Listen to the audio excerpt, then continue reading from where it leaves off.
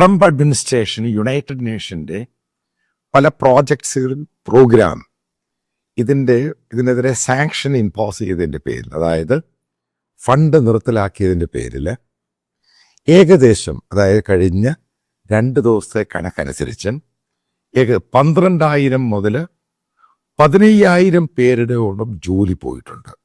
United നേഷനുമായി ബന്ധപ്പെട്ട് ആ പ്രോജക്ട്സിൻ്റെ കാര്യമാണ് പറയുന്നത്. നേരിട്ടും പലരുടെയും ജോലി പോയി.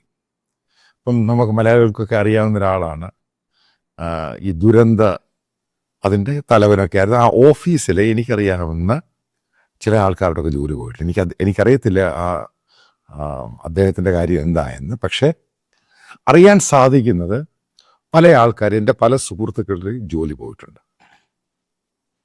അതിലേറ്റവും കൂടുതൽ എഫക്റ്റഡ് ആയിട്ടുള്ളത് മിഡിൽ ഈസ്റ്റിലാണ്. ഈ ഗാസയുമായിട്ടും പാലസ്റ്റീനുമായിട്ടും യമനുമായിട്ടും പല ഹ്യൂമനിറ്റേറിയൻ വർക്കുകൾ നടക്കുന്നുണ്ട്. അതേപോലെ ആഫ്രിക്കയിൽ എയ്ഡ്സ് പ്രോഗ്രാം, അതിൻ്റെ ഒരു ഫണ്ടിങ്. ബംഗ്ലാദേശിൽ ഏകദേശം അതിൻ്റെ പണം വാങ്ങി മാത്രമാണ് അവിടുത്തെ ഹെൽത്ത് സെക്ടർ പോയിക്കൊണ്ടിരുന്നത്.